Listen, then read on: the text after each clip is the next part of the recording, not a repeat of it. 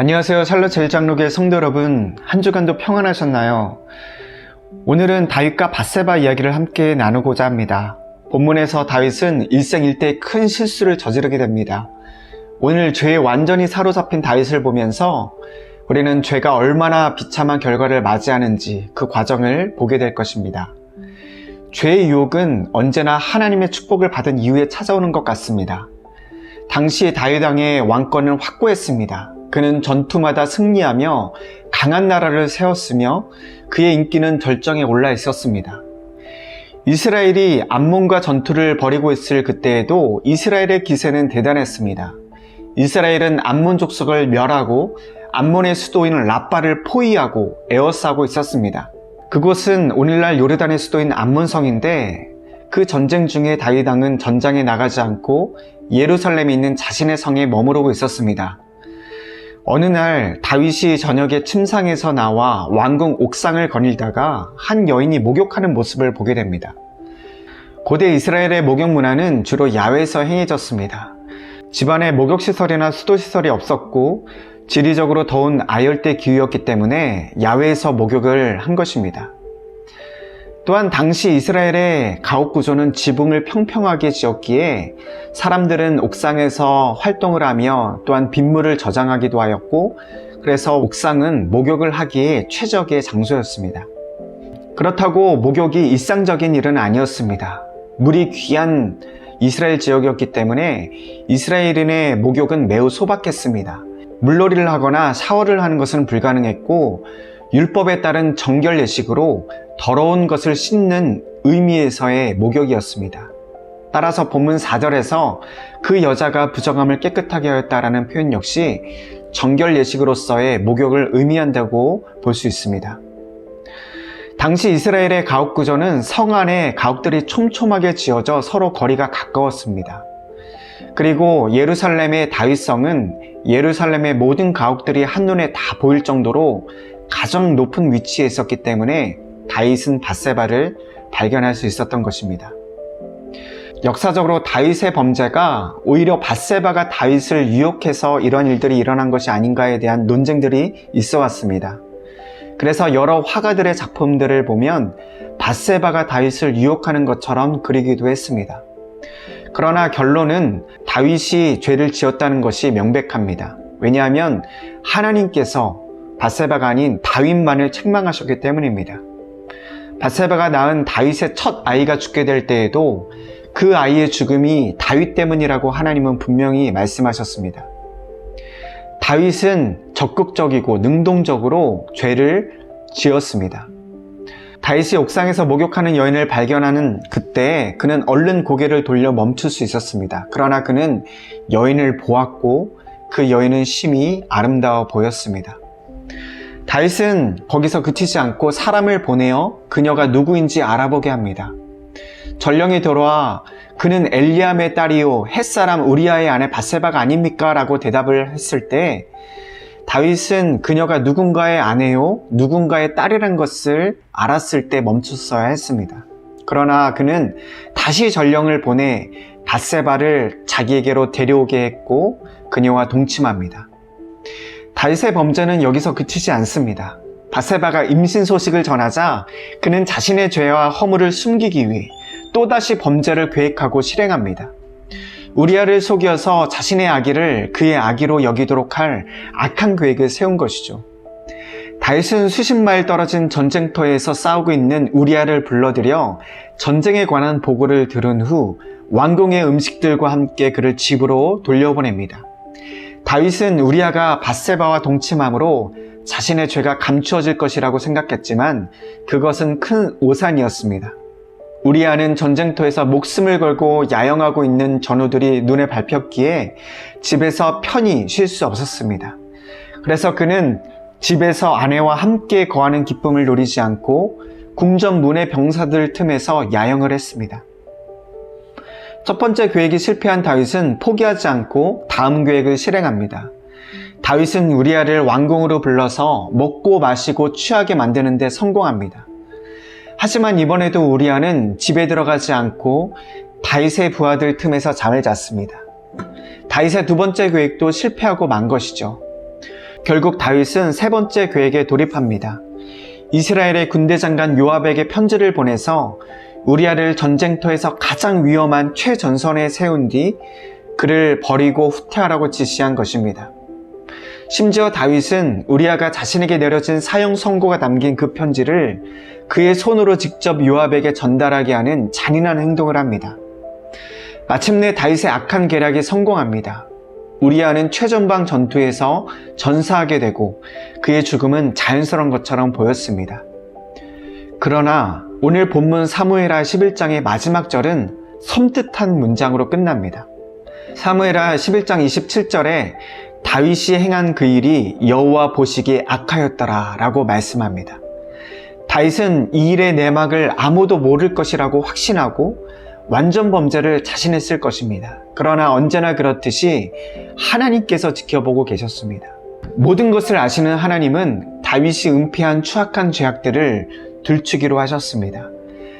나단 선지자를 다윗에게 보내어 비유를 통해서 다윗의 죄를 지적한 것입니다. 하나님이 다윗의 모든 죄를 들추어내실 때 살을 도려내고 뼈를 깎는 듯한 큰 아픔과 고통이 따랐지만 이것은 오히려 하나님의 사랑이 얼마나 큰지를 보여줍니다. 다윗은 자신의 죄를 지적받을 때 비로소 그 죄를 자백하게 되고 회개하며 하나님께 나아갑니다.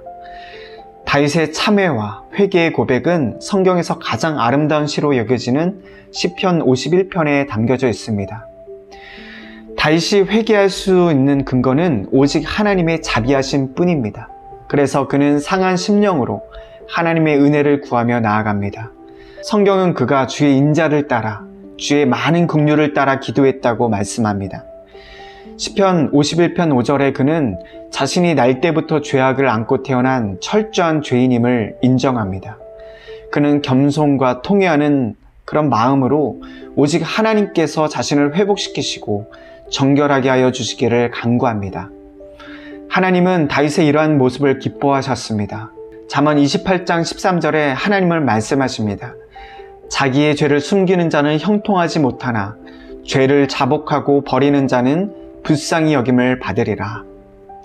하나님의 초점은 언제나 왜 죄를 지었느냐 보다 죄 지은 후에 우리가 무엇을 했느냐에 있습니다. 그래서 하나님은 죄에 사로잡힌 다윗, 죄를 감추려는 다윗보다 죄를 자백하는 다윗에 주목하셨습니다. 오늘 저는 다윗과 밧세바 사건을 통해서 얻은 죄에 대한 5가지 인사이트를 집중적으로 나누고자 합니다. 첫 번째로, 죄는 하나님과의 관계가 무너지는 데서부터 시작된다는 것입니다. 우리는 항상 하나님께서 복을 주신 이후에 찾아오는 죄의 유혹을 경계해야 합니다. 여가를 누릴 만큼 풍족하고 안락한 상황에서 우리는 죄를 짓기 쉽습니다. 왜냐하면 더 이상 하나님의 도움이 필요 없고 하나님을 의지할 필요가 없기 때문입니다. 따라서 우리는 어떤 상황 속에서도 말씀과 기도와 예배를 통해 하나님과의 친밀한 사귐과 교제가 무너지지 않도록 해야 합니다. 두 번째로, 죄는 작은 것이라도 가벼이 여겨서는 안 된다는 것입니다.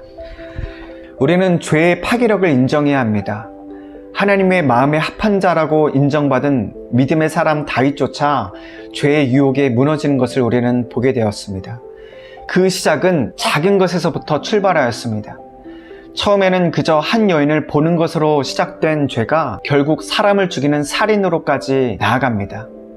처음에는 10계명 중 간음하지 말라는 7계명만 어긴 것 같지만 8계명인 도덕질, 9계명인 거짓 증거, 10계명인 타인의 소유를 탐내는 것, 6계명인 살인, 궁극적으로 하나님의 이름을 망령되이 일컫는 것까지 결국 10계명의 모든 계명을 어기게 되는 것입니다.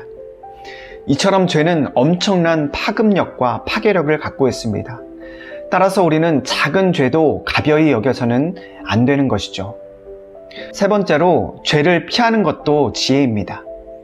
그리스도인은 평생 죄와 싸워야 합니다. 하나님의 은혜로 예수 그리스도를 믿음으로 의인되었지만 우리 안에 여전히 죄성이 있기 때문입니다. 그래서 히브리서 12장 4절은 우리가 죄와 피 흘리기까지 맞서 싸워야 한다고 말씀합니다. 싸움을 잘하는 방법 중에는 피하는 것이 있습니다. 우리가 죄와 잘 싸우는 방법은 죄를 피하는 것입니다. 아드리안 로저스는 말합니다.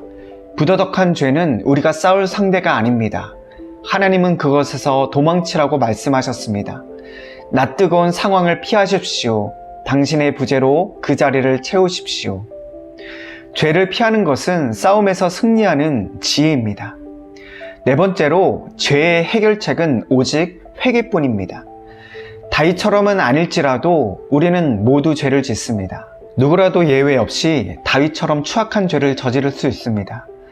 이때 죄를 감추거나 죄를 합리화하거나 죄의 책임을 전가하는 것으로는 죄의 문제를 근본적으로 해결할 수 없습니다. 왜냐하면 하나님께서 다 아시기 때문입니다.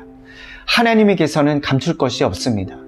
하나님 앞에서 내 모든 죄는 다 드러납니다. 아무도 모르게 감춘 죄라도 하나님은 결국 그것을 들추어내시고 때론 형벌로 그 죄를 도려내십니다. 그것이 하나님의 사랑입니다. 죄의 유일한 해결책은 오직 회개뿐입니다.